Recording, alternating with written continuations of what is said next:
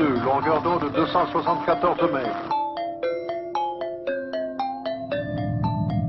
Chers auditeurs, nous allons interrompre notre émission pendant quelques instants pour retransmettre Émile de Vichy.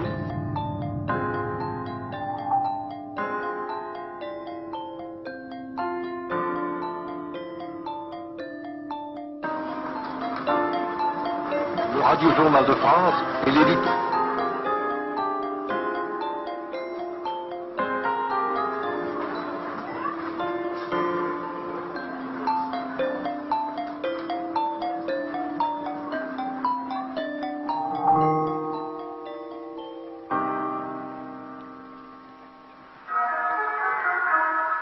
Bonjour. Information matinale. Marseille. Jeudi 12 août 1937. Découverte d'une niche d'espions fascistes au service du général Franco. Ces militants des organisations de la droite française sont au service des agents franquistes. À l'heure actuelle, 4 arrestations sont opérées. La police mène une enquête sur les ramifications de ce vaste complot au profit du général espagnol rebelle. Parmi les personnes impliquées, il y a des anciens ministres monarchistes espagnols, des nobles, des hommes de main et des croix de feu.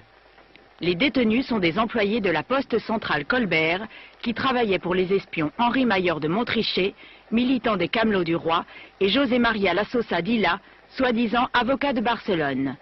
Ils sont accusés de vol et suppression de correspondance, violation du secret professionnel, corruption des fonctionnaires et complicité.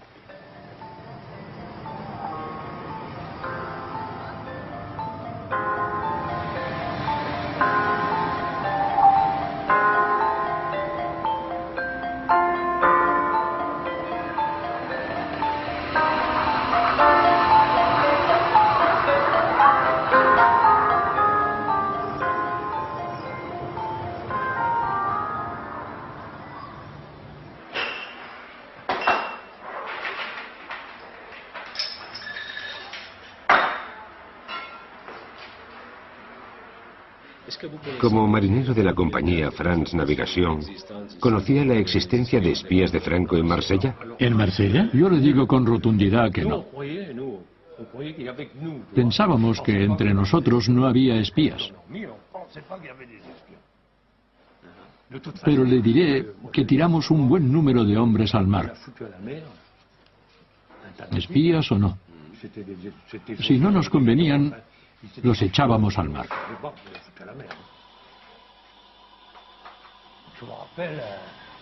Recuerdo que mientras bajaban por la Canadier y por el Cours Balzac, destrozando el tranvía, los fascistas cantaban la marsellesa y nosotros subíamos cantando la Internacional. Y estallaba la pelea. Yo era un niño entonces. Me metía en la pelea, pues era una época en la que no había debate. Solo la pelea física.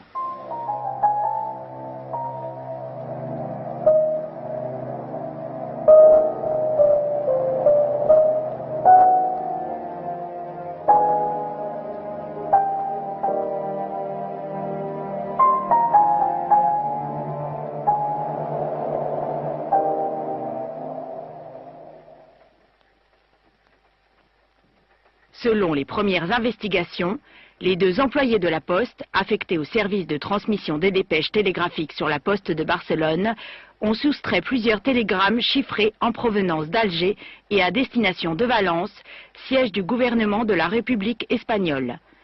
Ils ont avoué que les télégrammes se rapportaient à la guerre d'Espagne et qu'ils les vendaient au gouvernement franquiste de Salamanque grâce à la complicité d'intermédiaires. La plupart de ces télégrammes se rapportaient au mouvement des navires, soit quittant le port de Marseille, d'Alger ou d'Oran, soit s'y rendant. Quelques bateaux ont été torpillés au Gros du Roi et sur les côtes catalanes. Marsella será uno de los faros de la solidaridad entre Francia y España. Simón Saviani lo verá claro y reaccionará organizando una especie de comandos con unos 50 hombres. Entre ellos, Centenac y Piguier, que son miembros del Partido Popular francés. Estar en contacto con los agentes de Franco. En el fondo, el jefe del centro de espionaje de Franco es Saviani, Simón Saviani. Simón Saviani. Antes del Frente Popular era en la práctica el alcalde de Marsella, su adjunto. 5 veces. Fue el adjunto 5 veces, nunca el primero. Siempre el segundo, junto a Espíritu y Carbone, que eran los dos gángsters de Marsella. Quieren sembrar el miedo entre los trabajadores portuarios, los marineros y la gente que actúa a favor de la España republicana. Se suceden los actos De sabotaje. de sabotaje, como el del buque Navarra, donde estalló una bomba antes de zarpar de Marsella, antes de que fuera torpedeado. Cifne Marsella, nota 133. Se encuentra en el puerto el vapor español Villa Manrique. Empezará mañana a cargar víveres y planchas de hierro y cobre. Se esperan varios vagones de material de guerra que serán cargados en este buque. El vapor Aldecoa tiene el récord de llevar armamento de Rusia a Cartagena. Caso de ser apresado, antes de juzgar a la tripulación, avísennos, pues hay personas que aparentando ser rojas están a nuestro servicio. Cifne Perpiñán, nota 85. El vapor Carmen sigue en el puerto de Port Vendres. Todos los indicios hacen creer que lleva realmente armas, aunque en la declaración consten conservas. Firmado número 45. Henri Mayor de Montrichet a mis en rapport l'agent fasciste José María Lasso Sadilla et les 2 employés de la Poste. Montrichet l'appelait fréquemment par téléphone à son bureau, situé au numéro 37 du cours Joseph Thierry.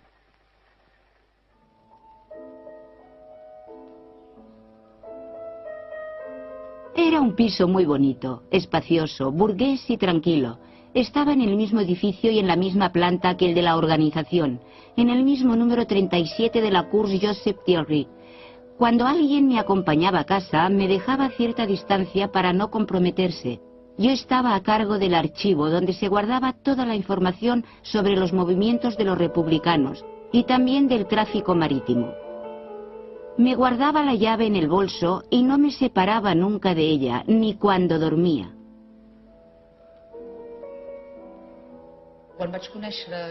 Tuve la suerte de contactar con Nadie Enberg, a quien perseguí durante mucho tiempo, y de hacernos muy amigas. Después de un tiempo hablando y charlando, una tarde me explicó, así sin preguntarle, me comentó que había trabajado con Josep Bertrand i Musitu en Marsella, en una oficina de espionaje situada en el Cours Joseph Thierry. Y claro, en aquel momento me quedé, no dije nada, dejé que hablara mucho y lo apunté todo. La contrataron para hacer de secretaria. ¿Bertrand y Musitu? Sí, Bertrand y Musitu. Directamente. Directamente. Los presentó cuando les presentó Carla Sentís y ella hizo directamente de secretaria. Pla era el consorte.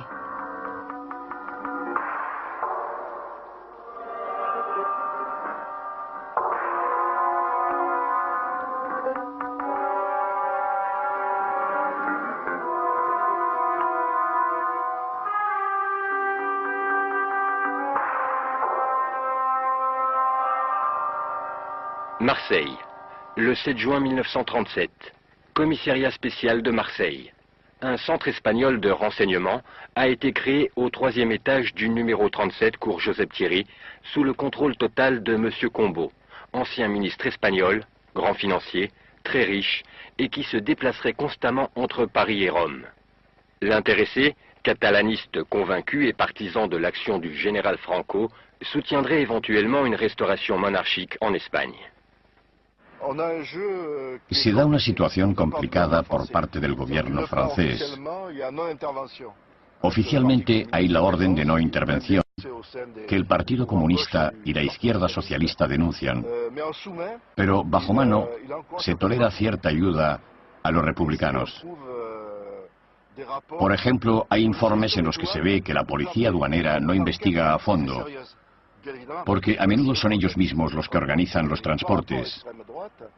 Respecto a la extrema derecha, están bien vigilados por la policía, y los agentes franquistas son detenidos. Tenemos informes de ello.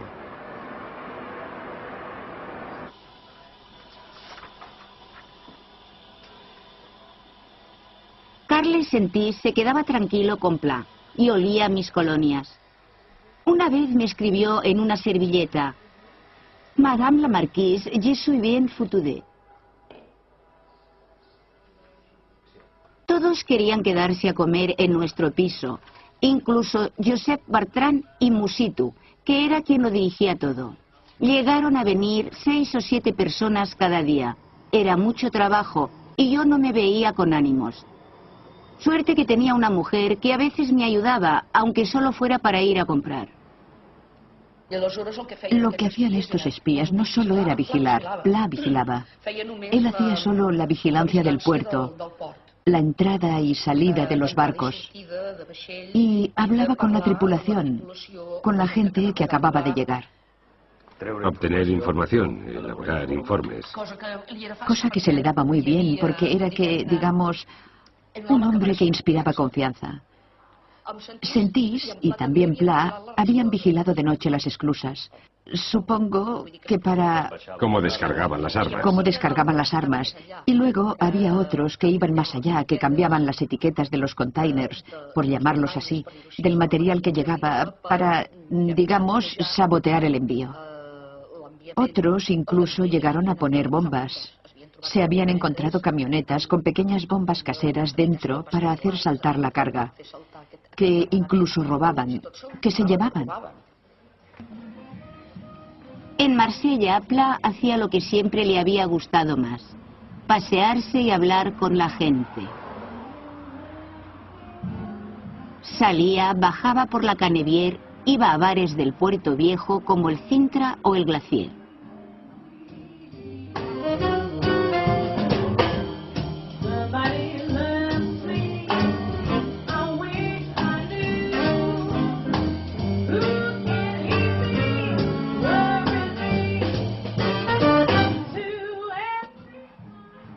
Y hablaba con los fugitivos que acababan de llegar en barco de la zona republicana.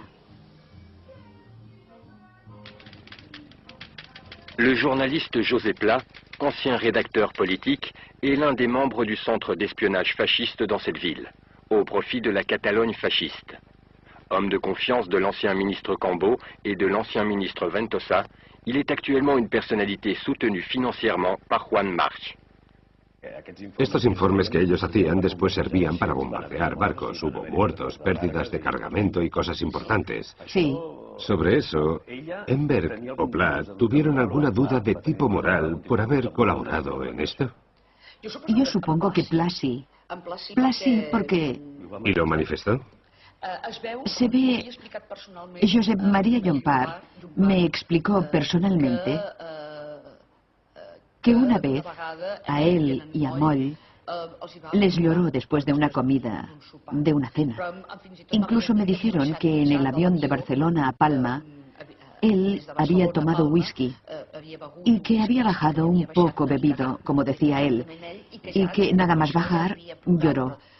Otra versión es que lloró después de una comida, de una cena, y que les explicó que él era un miserable, que había realizado un trabajo indigno y que se arrepentiría toda la vida, algo así más o menos. Adi no tenía este sentimiento, su sentimiento era de aventurera. Un día me encargaron una misión. Tenía que vigilar un barco grande que transportaba armas para los republicanos. El muelle estaba lejos, a unos 5 kilómetros del centro de Marsella, a donde había que llegar en autobús. No podía observar el barco descaradamente, tenía que disimular y mirarlo de lejos. Me paseaba tranquilamente con aire de boba. Fui 3 o 4 veces. Finalmente zarpó y lo notifiqué a la oficina. El papel de los trabajadores portuarios es muy importante. Este puerto fue reconquistado a la extrema derecha, que en los años 30 estaba muy implantada. Los socialistas y los comunistas lucharon muchísimo, incluso físicamente, para ganar el puerto a los sindicatos fascistas.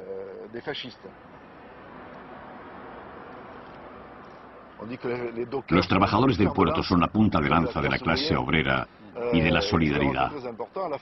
Salen bastantes convoyes desde este puerto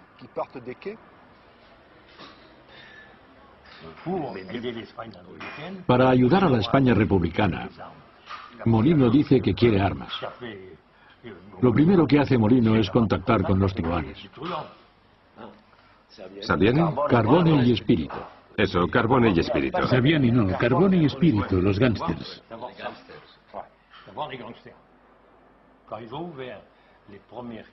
Cuando abrieron las primeras cajas, descubrieron que no había armamento.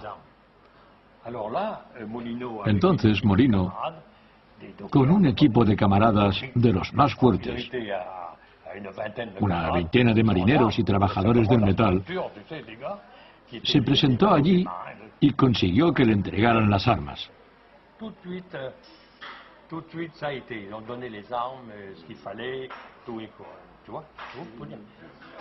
No era fácil tratar con ellos. Signe Marsella, nota 186.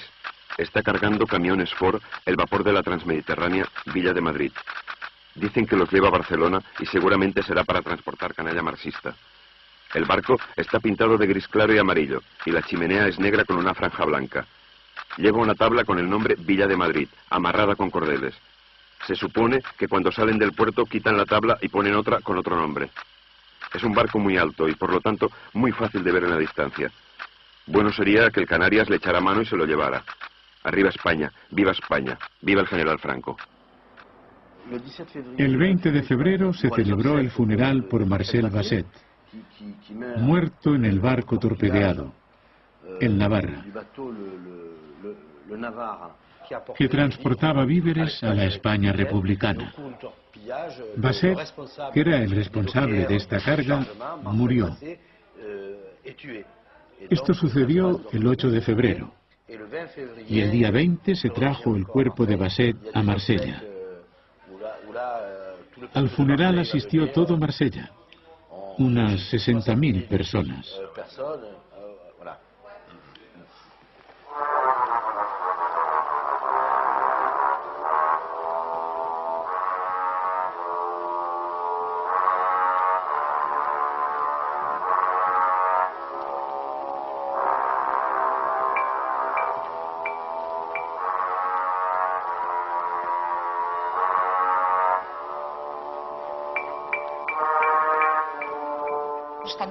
Están vigilando, están fotografiando aeropuertos, están fotografiando puertos, están fotografiando todo el sur de Francia.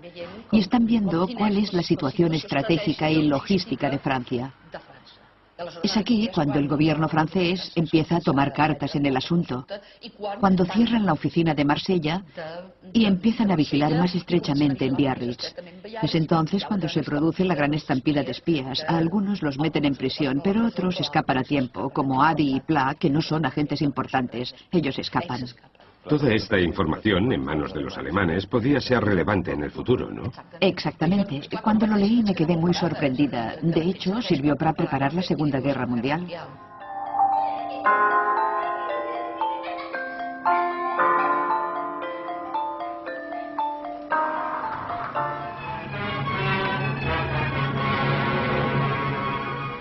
À Paris, dans le quartier de l'Étoile, une explosion due à la malveillance détruit l'hôtel de la Confédération Générale du Patronat. Les ouvriers déblaient la rue complètement obstruée par les décombres, sous lesquels on retira les corps de 2 gardiens de la paix.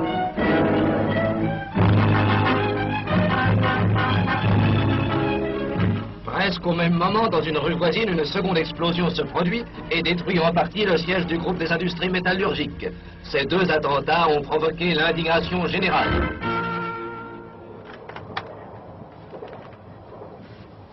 Alberto Bayo, capitán del Ejército de la República Española, informa. París, mayo de 1937. Enviado por el Ministerio de la Guerra en misión secreta, me entrevisto con el embajador Luis de Raquistain. Me informa que un tal capitán Nogueras, agente fascista, se ha personado en la embajada para explicar que los franquistas le han encargado la colocación de bombas aquí en Francia.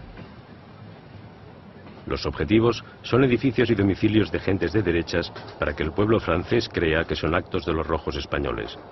mentira que se encargaría de divulgar la prensa afín pagada por Juan Marc. A cambio de dinero, Nogueras se ofrece para infiltrarme en la organización terrorista fascista. A pesar de los peligros que comporta, acepto la misión.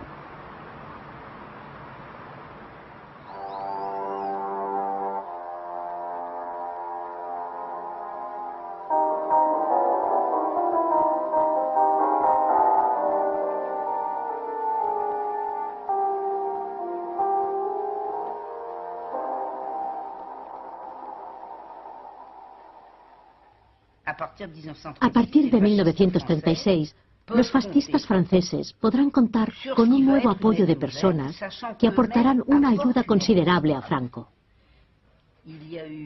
Muchos franceses se pasean sin interrupción por la zona franquista a partir de 1937.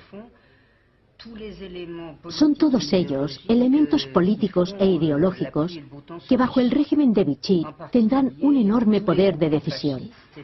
En particular, todas las agrupaciones fascistas a las que llamamos ligas, con Acción Française al frente, que había sido la matriz del fascismo francés. Al estar estas ligas conectadas a la Cagul, sus miembros desfilan sin interrupción por la zona franquista desde 1937. Acudo a la primera cita según lo convenido. Debo aguardar en cierto café leyendo el Daily Mail. Al rato llega Nogueras con el mismo diario y entablamos conversación. Es de origen mexicano, me parece de fiar. Me pide que le acompañe a una reunión fascista con los dirigentes de estos actos de sabotaje. Participo en varias reuniones en distintos lugares.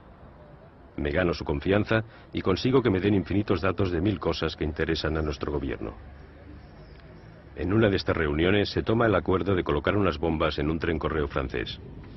Así lo hacen poco después elementos de Bayona, causando gran número de heridos. La prensa clama contra los rojos españoles que, según dicen, han inundado su territorio.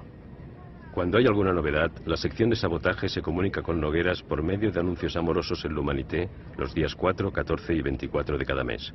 Van firmados por Jacques y dirigidos a una mujer. España dará su apoyo.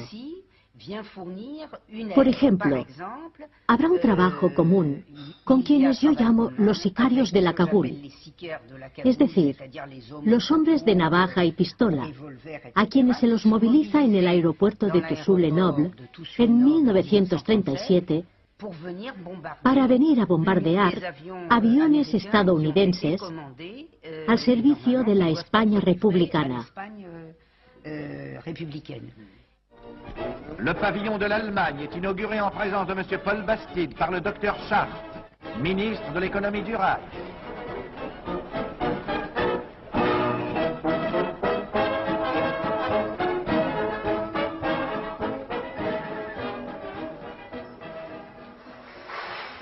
La primera acción que me confían debía ser la colocación de una bomba de gran potencia en el Palacio Alemán de la Exposición Internacional que se celebra en París. Me dan el explosivo y me enseñan bien su manejo. Es una bomba de fabricación alemana de unos 20 centímetros, perfectamente acabada, con un aparato de relojería muy bien construido. Con la bomba en mi poder, tomo un taxi, pero en lugar de ir a la exposición, me dirijo a la embajada española. Entro en el despacho del embajador Araquistain y deposito la bomba sobre la mesa. A él no le hace ninguna gracia y ordena su retirada inmediata. Toda esta información y la que expongo a continuación se ha puesto en conocimiento del ministro francés del Interior, Max Dormois.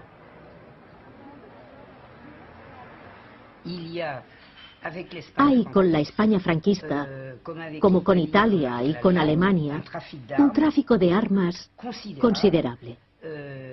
La España franquista participó en operaciones de encubrimiento de asesinatos realizados por miembros de la Cagul. Algunos de los elementos principales de la red fascista de espionaje y sabotaje son Enrique del Campo, peliculero conocido, mexicano, protagonista de la película Una mujer en peligro. Según informes de nuestros servicios, es amante de la artista española Raquel Meller, en cuya villa de la Costa Azul se reúnen con frecuencia elementos facciosos españoles.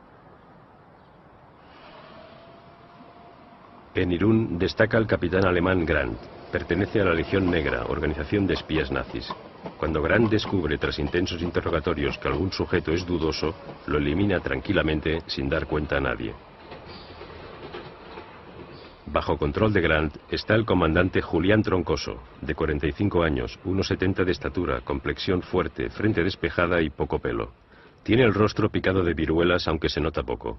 Es el jefe en Irún del Servicio de Información de la Frontera del Norte de España, SIFNE, cuya sede principal está en Biarritz.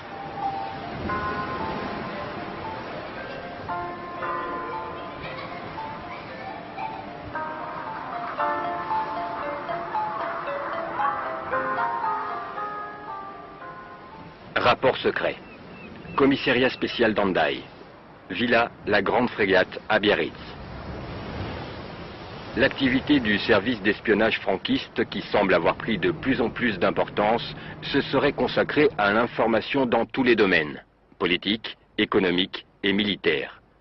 Les documents qui ont pu être interceptés ont nettement montré que de nombreux centres de renseignement avaient été créés particulièrement à Paris, Nice, Marseille, Bordeaux, Toulouse et Perpignan. Il existe tout un réseau d'informateurs vigilants, exerçant une surveillance sur nos concentrations et aussi sur les mouvements de matériel militaire, les départs des navires depuis plusieurs de nos ports, le trafic de nos aérodromes, etc. La présence continuelle d'Allemands, agents de services de renseignement, est devenue très inquiétante. La Villa La Grande Frégate, centre d'espionnage au service du général Franco, constitue pour les agents allemands une source précieuse de renseignements qui leur sont communiqués secrètement. Desde el lanzamiento hasta la creación de los servicios de espionaje, los alemanes tienen un papel importante.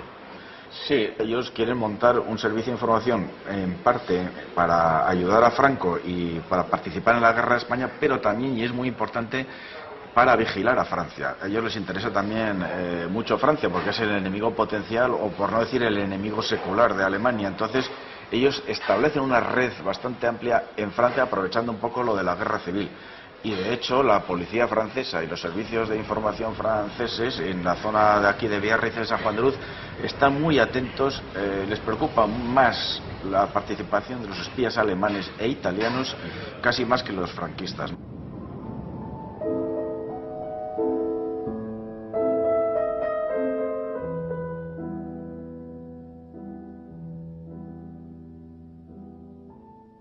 Ahí es donde se sitúa el papel de uno de los agentes alemanes más importantes, que es von Goss. Von Goss, que entra en contacto en la época con Primo de Rivera y está metido en los medios empresariales y es un representante más o menos oficial de la Marina alemana y está en contacto con Canaris.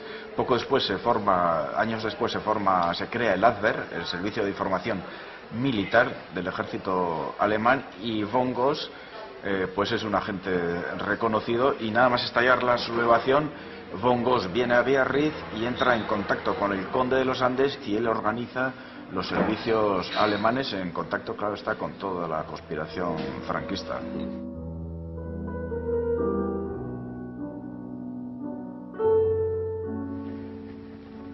À la tête de ce bureau, il y a les anciens ministres monarchistes espagnols Francisco Moreno, Conde de los Andes, et José Bertrán y Musitu. Ils sont en étroite relation avec le gouverneur militaire d'Irún, le commandant Julián Troncoso. Usted habló con agentes de los servicios secretos alemanes en Múnich en los años 70, creo, y consiguió saber que realmente habían colaborado mucho con el servicio del SIFNE que dirigía José Bertrán y Musitu. ¿Cómo contactan con Bertrán y Musitu y el SIFNE? Hitler ordenó a todos los estamentos, defensa, servicios exteriores y sobre todo al Abwehr, les ordenó que entraran en contacto. Vieron que Bertrán y Musitu era una persona seria, una persona formal, pero que de espionaje no tenía ni la más remota idea. Le asesoraron e incluso le llevaron a Berlín. Allí le adiestraron sobre lo que era y no era el mundo del espionaje técnico. Le enseñaron básicamente criptografía y también le enseñaron a disimular, a infiltrarse, a recabar información, a dominar la radio. También le enseñaron psicología y psiquiatría. Es decir, le enseñaron todo esto, pero muy rápidamente. Ellos me dijeron que Bertrani Musitu, según me dijeron, era un hombre muy inteligente, muy capaz y deductivo. Además tenía esa cosa tan española que se llama intuición o clarividencia, y esto lo aprovechó muy bien.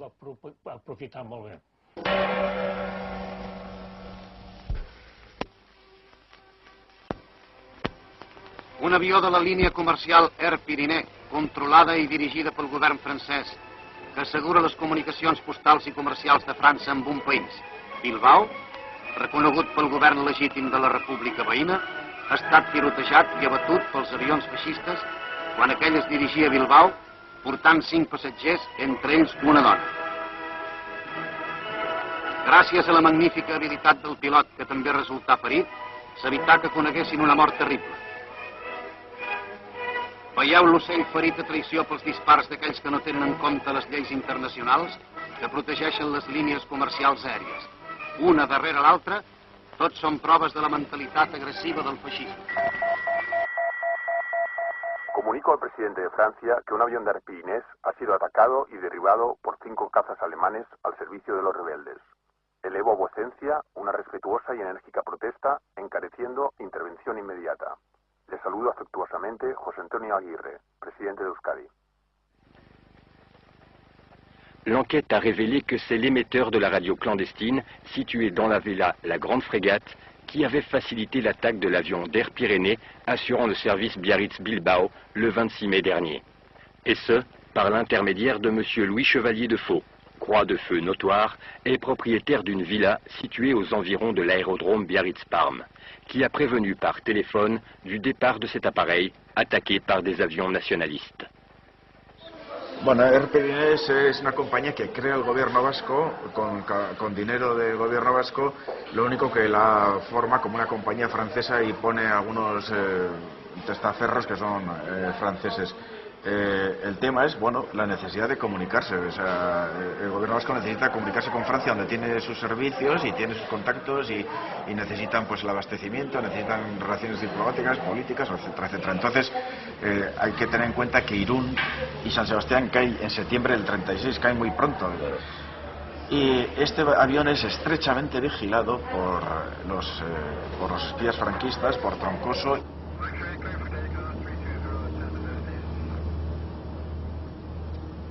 Con el piloto, el José Yanguas, entran en contacto los servicios franquistas, llegan a un acuerdo y entonces, poco después, a los días de la caída de Bilbao, él va en avión, que lleva el consejero del gobierno vasco, Alfredo Espinosa, que era republicano, creo que eran 5 pasajeros los que iban en el avión, simula una avería y se posa en la playa de Zarauz.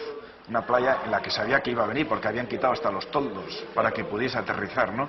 Y ahí es donde detiene a todos y a los pocos días los condenan a muerte y Espinosa lo fusilan a los pocos días, ¿no?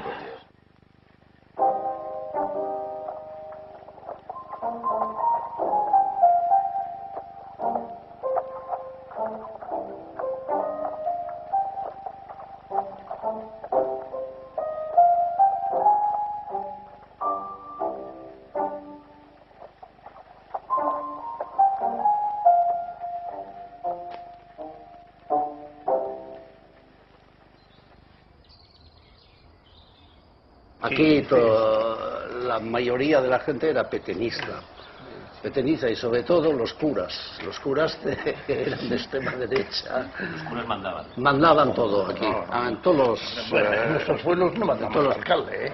Todos los pueblos... No, mandaba el cura. El cura era el que mandaba. Y muchos eran de la derecha. Sí.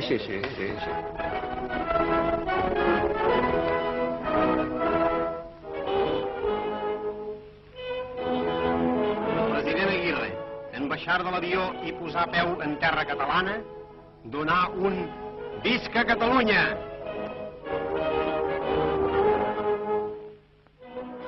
Uno de los aviones de vuestro abuelo, de Air Pyrénées, estuvo en esta casa. El avión estuvo aquí escondido. Estuvo aquí, sí. Estaba en una caja. Caja de maderas. En una caja de maderas. Ahí, ¿no? En una caja de maderas. ¿Y durante cuánto tiempo?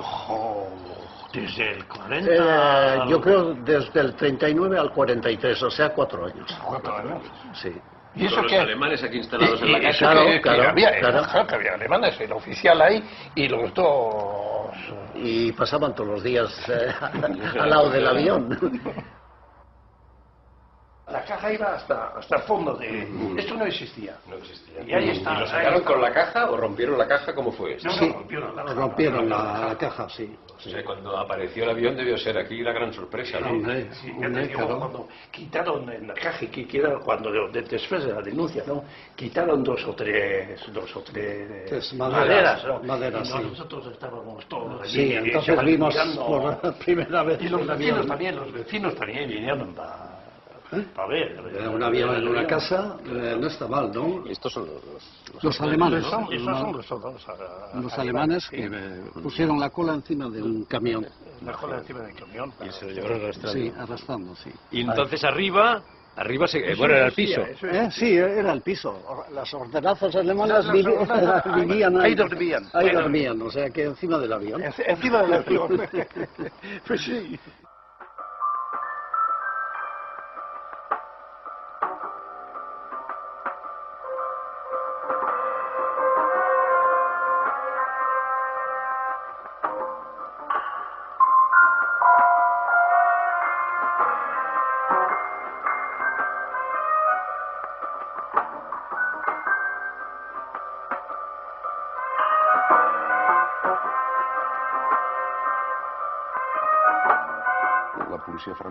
La policía francesa, dependiente del Ministerio del Interior, guardó todos los fondos relativos a su seguridad nacional y a sus brigadas de investigación durante la Guerra Civil Española, que investigaba, entre muchos otros asuntos, a los grupos de espías e informadores que trabajaban a favor del bando nacional, del bando sublevado, del bando franquista, desde Francia.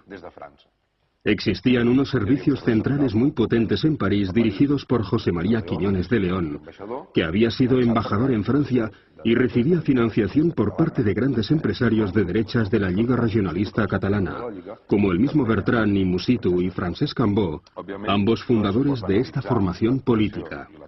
Obviamente no se puede banalizar la actuación y la actividad de estos servicios de espionaje, porque se crearon desde Burgos y Salamanca con plena conciencia de por qué son creados.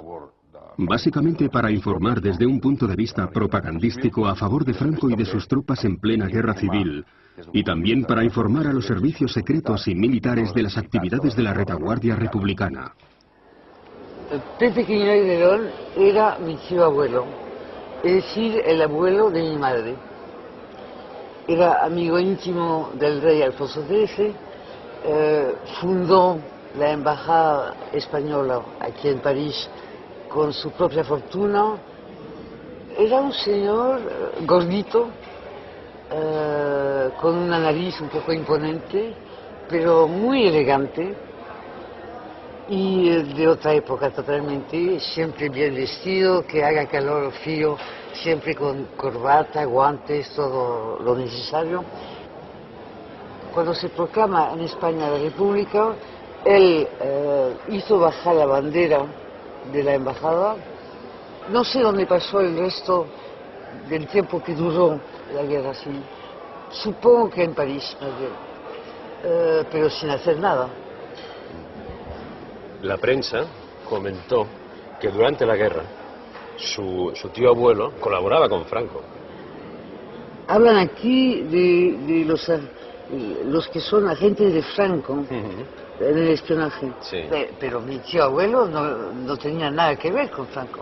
Para él el único poder aceptable no era un dictador, sino que es su rey. Claro. Así que todo esto es mentira, pura mentira. Pero el pobre señor, si nos oyera en este momento leyendo José Quiñones de León, jefe de espías, pero qué horror.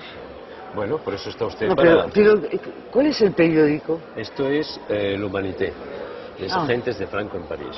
L'Humanité es el diario comunista. Ah. ¿No lo sabías? Quizá, sí, pero bueno, pero ¿qué quiere decir que mienten? Pero evidentemente.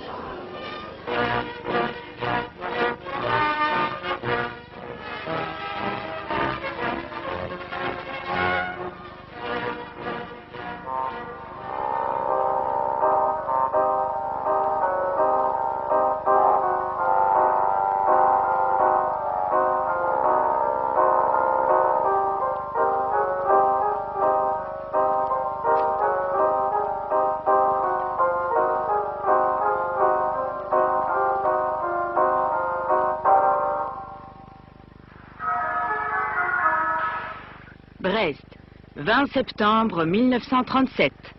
Bonjour. Information matinale. Il est 6 heures du matin. Audacieux coup des franquistes espagnols dans le port de Brest. Provenant de Bordeaux, 12 hommes armés tentent de se faire livrer le sous-marin républicain espagnol C2. Dans l'impossibilité de faire démarrer le submersible, les agresseurs s'enfuient. Mais l'un est tué par un matelot de l'équipage et 6 autres sont arrêtés en Gironde, parmi eux le chef des terroristes, l'espion Julián Troncoso.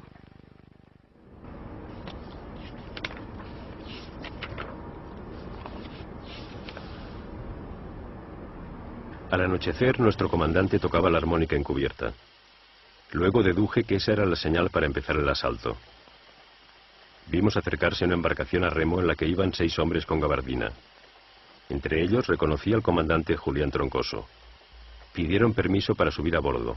Dijeron que traían instrucciones urgentes y secretas del gobierno. Nuestro comandante contestó que sí inmediatamente. Subieron al submarino en plan sonriente y amistoso. Cuando estaban todos en cubierta, sacaron sus armas, nos encañonaron y nos obligaron a bajar al interior del submarino.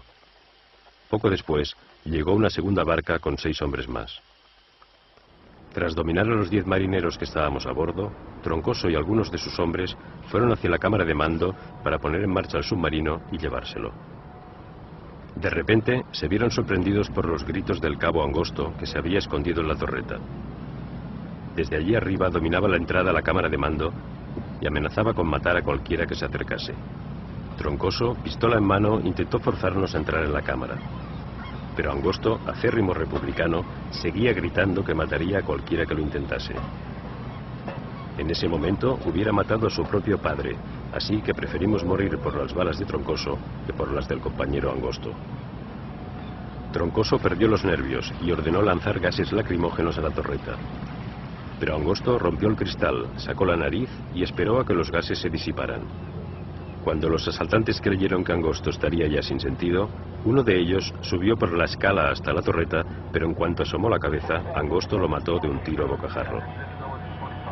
Troncoso, hecho una furia, disparaba a la torreta, pero las balas rebotaban en la plancha de acero. La sirena de la policía del puerto empezó a sonar y los asaltantes huyeron. Nuestro comandante se fue con ellos, consumando así su traición. El comandante Julián Troncoso es el gobernador militar de Irún en aquel momento, ¿no? ¿Cómo era este personaje? Él monta los grupos terroristas, franquistas, para actuar en Francia. Y lo monta con gente, con vascos, falangistas y carlistas de la zona de San Sebastián de Irún, que actúan en Francia contra los intereses republicanos. Tiene 2 vertientes, una de información, recogen mucha información, tiene muchos espías por toda esta zona, y luego tienen comandos de acción. Pasan desde Irún, pasan armamento, bombas, pistolas, incluso hay alguno de los del comando de Troncoso, Orendain, uno de Irún, pues alguna vez antes ya le habían cogido con el coche lleno de mechas y de dinamita y tal, ¿no? Le habían metido una multa pequeña y lo habían vuelto otra vez a Irún. Pero luego vuelve y es de los que participan en poner bombas y cosas de estas.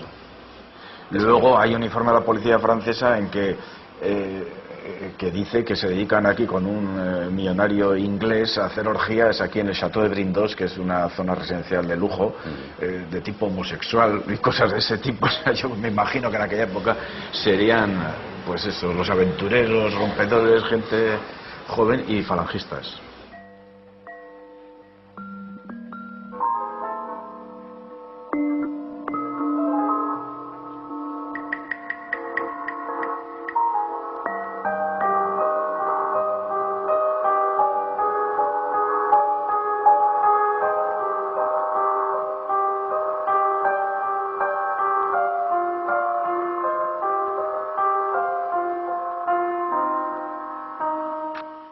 Burgos, 20 de octubre de 1937, segundo año triunfal. Sifne envía plano de situación de la finca Torre Sala de Eures, situada en el término municipal de San Julián de Vilatorta, donde tienen frecuentes reuniones el presidente Rojo Companys con sus consejeros y con los ministros del gobierno de Valencia. También debemos insistir que sería conveniente destruir la finca de Sert en Llavaneras, pues está instalada en ella todo el personal del consulado ruso. Mi estudio se ha centrado en la red de espionaje francesa, pero la documentación que se ha hallado en Ávila también revela que hay muchas redes de los llamados quintacolumnistas, en las que hay centenares de personas que estaban colaborando de alguna manera pasando información, gente infiltrada en el ejército republicano, en los consulados y las embajadas. Cuando ya se organizó mejor bajo el SIFNE, se dotó a cada agente de un número. Aquí están los números, el 1 y el 4 en París, el 14 y el 38 en Toulouse, en Perpiñán todos estos números. Son todos los agentes que había. Los que destacan anecdóticamente porque son agentes conocidos son, por ejemplo, los de Marsella, que tienen el 5, el 6, el 7 y el 10. Vas a la lista donde se muestra la relación de los números y encuentras, por ejemplo, que el 7 es Carla Santís, periodista en Marsella, y el 10 es José Pla, periodista en Marsella. Esto confirma desde la fuente original el Estado Mayor franquista, todo lo que la policía francesa había ido investigando. Sifne, Irún, 30 de octubre de 1937. Se acompaña croquis en el que vienen indicados los emplazamientos de diversos edificios de la ciudad de Lérida. 1. Correos y telégrafos. 2. Comisaría de la Generalidad. 3. Casa del Pueblo UGT. 4. Estado Mayor del Ejército del Este. 5. Escuela del Trabajo, edificio de 3 pisos en zona poco urbanizada, destinado al montaje de material de guerra. En el seminario, hoy cuartel, se encuentra normalmente una guarnición de 1.500 hombres. No existe en dicho edificio ningún antiaéreo. Acompañamos dibujo de orientación. Había informes susceptibles de ir directamente a Burgos o a Salamanca y después ser utilizados por el frente de guerra, por las mismas tropas franquistas y, sobre todo, por una nueva metodología de guerra que era el campo de pruebas que utilizaba la aviación alemana y la italiana, que eran los objetivos militares. No solo bombardearon a la población civil, también bombardearon objetivos militares, objetivos marcados por estos informadores. Nota Sifne, cuartel de Lepanto. Es interesante destruir los almacenes de este cuartel porque han acumulado allí mucho material moderno para la reparación de coches, camiones, etc. Resultado del último bombardeo, Fundiciones Girona. Se ha destruido totalmente el horno principal de acero. Los destrozos son enormes. 17 muertos y 65 heridos. Convendría un segundo bombardeo en dicha fábrica. Cuarteles de San Andrés. Grandes destrozos en los edificios y 5 muertos. Nos comunican que en la fábrica Mirurgia de la ciudad de Barcelona, sita en la calle de Nápoles entre las de Mallorca y Provenza, se fabrican gases asfixiantes. El mismo Josep Bertrand escribe un libro en 1940 o 1941, cuando los franquistas ya han ganado la guerra, en el que explica con cierta satisfacción que llegaron a identificar más de 200 objetivos en Barcelona para ser bombardeados. En Barcelona la cifra es de casi 3.000 víctimas por los bombardeos y la información proporcionada por la gente del SIFNE es clave, ¿no? Sí, sí. Sobre todo es clave en los objetivos militares. Pero dentro de las ciudades estos objetivos marcan unas prioridades. Los objetivos enviados a Burgos y a Salamanca, en estrecha relación con la comandancia de la aviación italiana en Palma de Mallorca, crean una red de bombardeos de retaguardia que fueron desastrosos para la retaguardia republicana y por el coste humano, sobre todo durante la Guerra Civil, con más de 150 ciudades bombardeadas solo en Cataluña. Nota Sifne. Se acompaña plano del puerto de Barcelona en el que se señala la situación de los barcos, Villa de Madrid, Uruguay, Argentina y Ciudad de Sevilla. También se indican los muelles que se utilizan para el desembarco de gasolina, trigo y armas. Por persona llegada de Barcelona, se nos asegura que en aquel puerto hay 6 o 7 unidades de guerra y 2 submarinos. Indicamos la posición en el gráfico adjunto. Convendría con toda urgencia la destrucción total de los hangares del puerto. Según los empleados, allí se guardan las canoas pesqueras.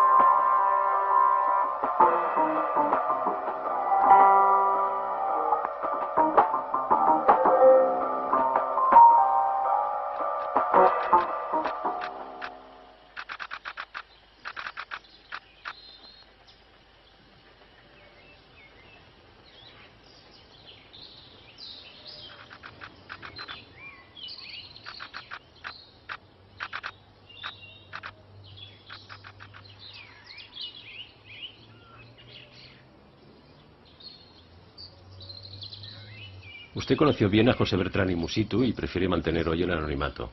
Pero ¿cómo es que un abogado y empresario llega a montar un servicio de espionaje tan importante como el SIFNE? Él había montado aquí el Somatén, en la época del anarquismo aquí en Barcelona, y cuando había un asesinato, que entonces había prácticamente todos los días, los dejaban marchar, y en cambio el Somatén bloqueaba las calles y los pescaba. Luego los soltaban como ahora, igual, pero en fin. Él tenía 2 generales a sus órdenes para el Somatén. O sea que era una organización muy grande, enorme. Y entonces, utilizando los mismos del Somatén, a unos cuantos, vamos, pero montó la cosa de espionaje. Pero esto lo montó durante la guerra y él era el que mandaba, no había más gente que mandara, pero hay mucha gente que me lo encuentra. Hombre, yo colaboré con el señor Bertrán Musitu allá, eso me lo decía, me lo ha dicho mucha gente, por ejemplo, el periodista ¿cómo se llama? Sentís. Carlos Sentís estuvo mucho tiempo y lo pasó bien. O sea, le divertía todo aquello. Era un hombre muy inquieto, vamos. Y creo que incluso el señor Bertrán Musitu llegó a tener mucha información sobre esta casa, sobre su propia casa. Ah, no, bueno, y además creo que dio información para que la bombardearan. Sí. Aquí, esta casa tiene varias casas alrededor, y todas eran ministerios. O sea, en el parque es donde se instaló el gobierno de la República durante el final de la guerra, cuando vinieron aquí a Cataluña. Y entonces, esta casa era el Ministerio de la Guerra. Y entonces él dio los planos incluso para que la bombardearan. Pero bombardearon una de al lado, o sea que fallaron completamente, sí. Pero bueno, él debía tener convicciones muy serias para llegar hasta el extremo de hacer bombardear su propia casa, ¿no? Sí, bueno, pero entonces todos tenían convicciones serias, por eso se pelearon tanto, ¿no?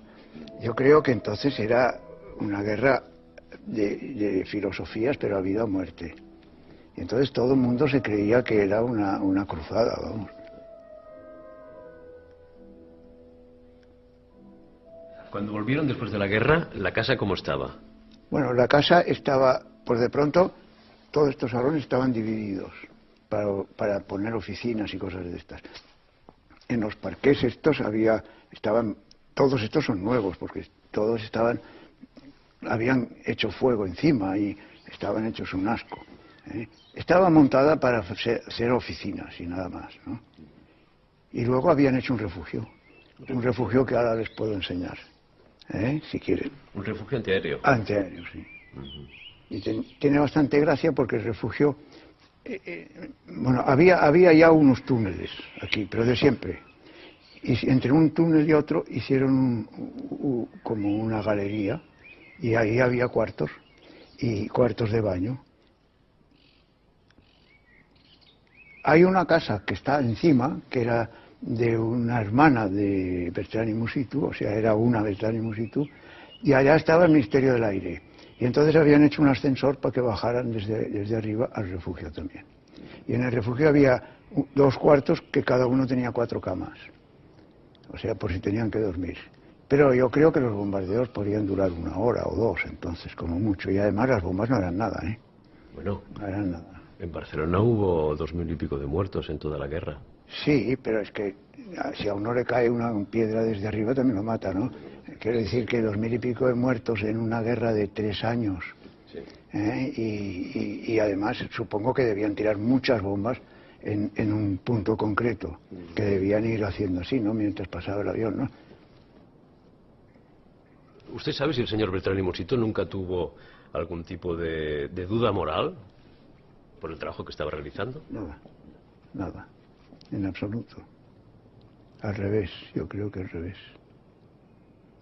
Sí.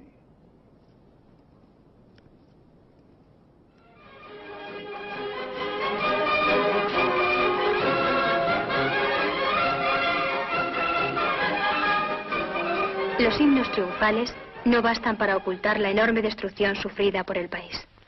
Las ruinas madrileñas, debidas al asedio de 2 años y medio, son símbolo de la situación del país entero. Las tareas de reconstrucción se presentan como primera actividad de la nación. El cemento adquiere categoría de bien de primera necesidad y se crea una delegación del gobierno que interviene en la distribución. La producción de Aslan se ha visto muy afectada por la carencia de combustibles y energía. En los agitados días del 38, la presidencia de la compañía ha pasado al excelentísimo señor don José Bertrán y Musitu.